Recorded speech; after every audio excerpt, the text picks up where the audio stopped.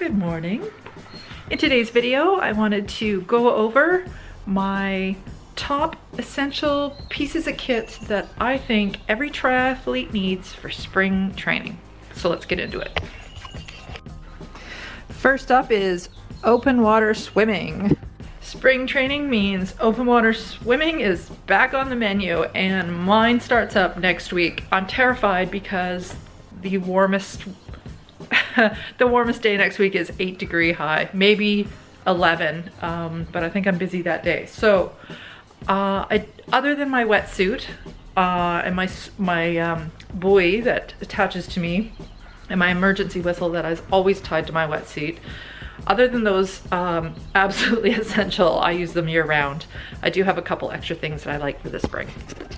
And they are a neoprene cap to wear either under your regular swim cap or over the swim cap. I think probably it'd be a good idea to wear this and then put your, I'll probably wear 2 swim caps and this. I think a swim cap to hold all my hair together, then this for warmth, like it's just insulating, it's neoprene, does up around the chin, and then a bright colored cap on the top for visibility. The other 2 things I have are neoprene gloves for swimming and the booties.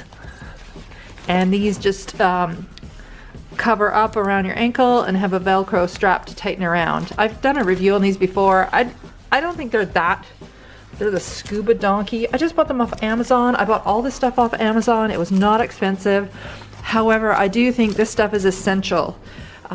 Open water swimming in the spring and in the fall. You know, I think the wetsuit does a good job of keeping your core, reasonably comfortable.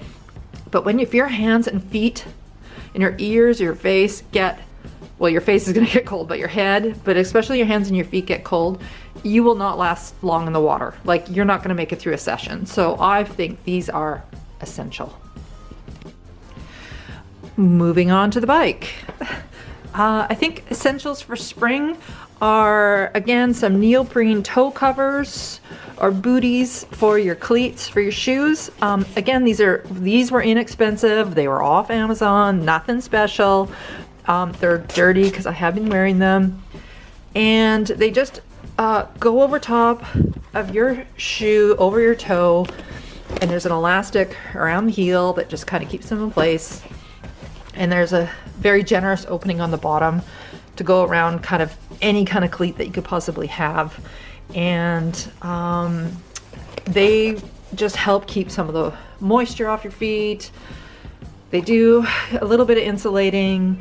I do think they're essential, especially if you're kind of got just one. I only have one pair of cycling shoes. Like, I don't have summer cycling shoes and I don't have winter cycling shoes. I just have this one pair of shoes. So I find that these kind of help pull double duty. And I do layer up with like wool socks and stuff like that to help for extra warmth and insulation. Very good. The other piece of equipment for the bike that I would consider essential for spring training is a very large pack of some sort that you can attach to your bike. This is my latest addition. This is my 7-liter Apidura saddlebag. It's huge. So I've got all my fix-it tools are down here in the bottom. I just took them out of my normal, like my tiny little compact saddlebag and put them in here. And then you've got all this room, and this is folded down. Like this would fill up for, like, I used it the other morning. I did a really early ride and I needed to bring my puffer jacket for descents, but it was way too hot to wear during all the climbing, and it like just put in here so easy.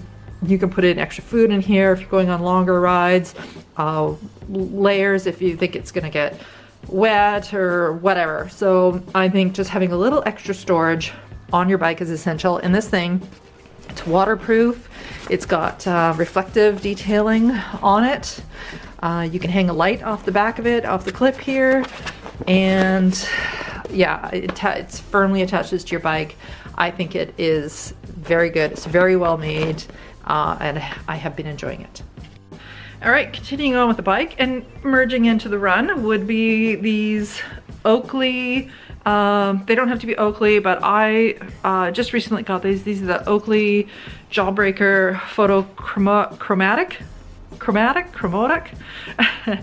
So essentially the lenses turn, you know, when it's light out or, but not sunny. The lenses are quite clear, and at nighttime they're clear, and then they just gradually darken up as the sun comes up or if it gets bright out. Kind of like transition glasses.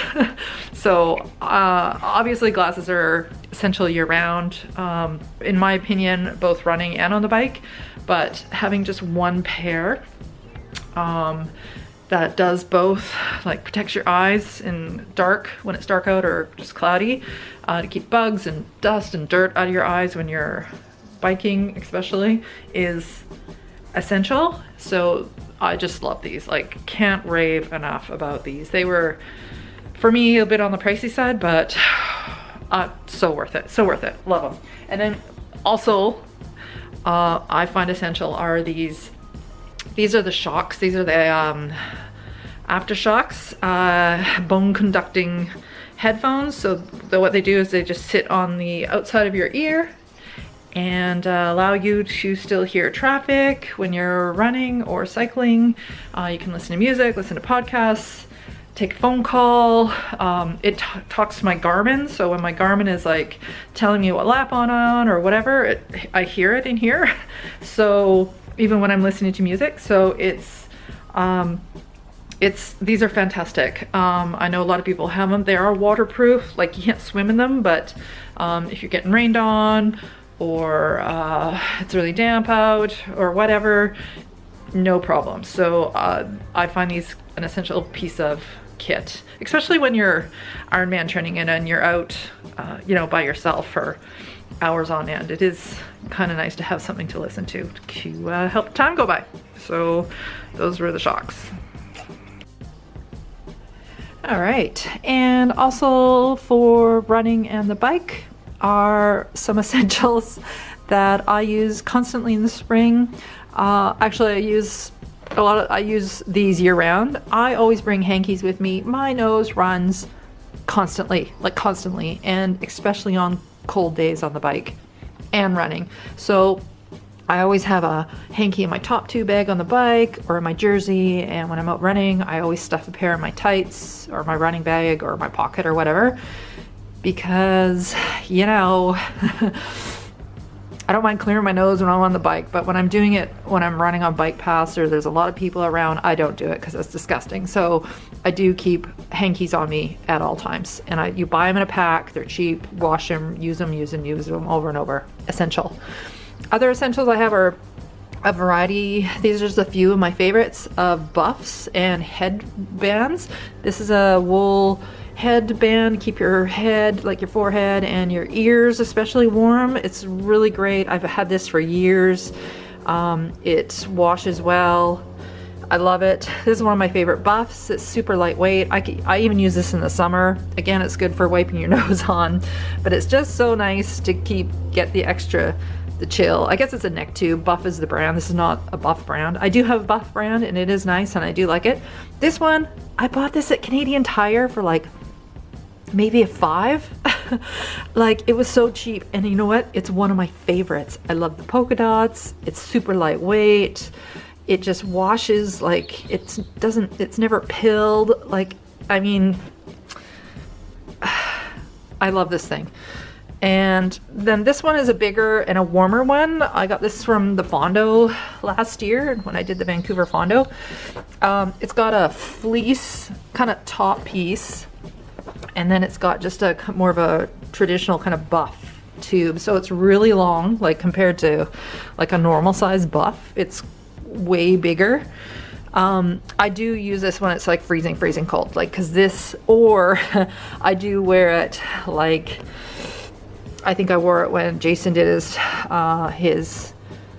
duathlon, and I was just kind of standing around spectating and filming and stuff, and I was so cold, and I brought this, and I'm so glad I did, because it just totally kept me warm.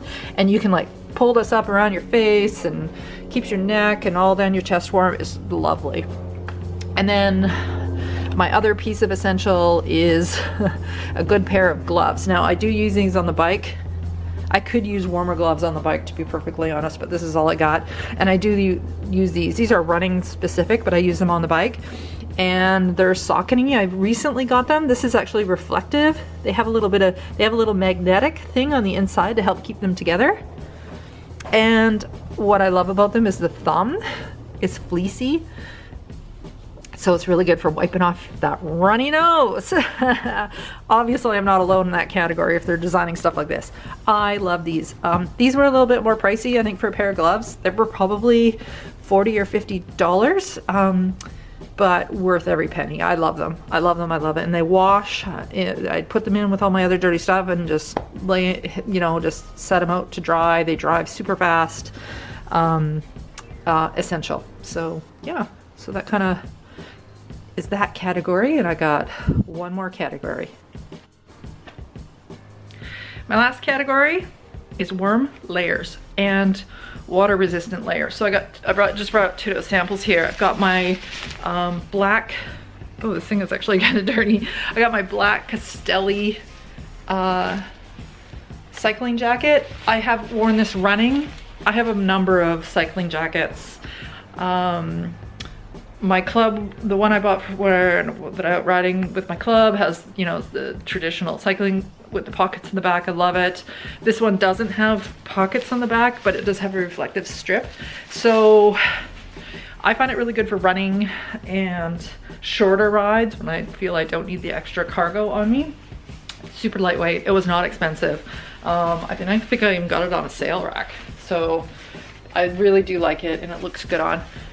And my other favorite is my puffy jacket. You'll see me in this in a lot of my videos. I wear this daily. It is my main coat, but I also really like it on the bike. It's not cycling specific. I bought it at Mountain Equipment Co-op a number of years ago, probably, I don't know, 6 years ago or so. It's held up so well. Like, I've snagged it a couple times and the feathers came out, and I just stitched it back up and moved on, and I love it. It stuffs into its own pocket on the inside, so it crushes down into a tiny, I think it is down-filled. I don't think this one is synthetic, so it's super warm and lightweight. I take it out cycling in the spring, and I stuff it into that big pack behind my bike that I got. Wear it on the distance, any flats that I'm doing. It is so nice to be able to bundle up and stay warm with that, and it's quite breathable. I love it. Again, I've had this for years. I got it on a sale rack at Mountain Equipment Co-op, but I'm sure they probably still sell, something similar to this. I think actually this is I think it's a knockoff to the Patagonia Micro Puff hoodie. So there's that, that's an option too. Only, this was a fraction of the price, and I love it. And it's a nice bright color. Yeah, so those are my layers.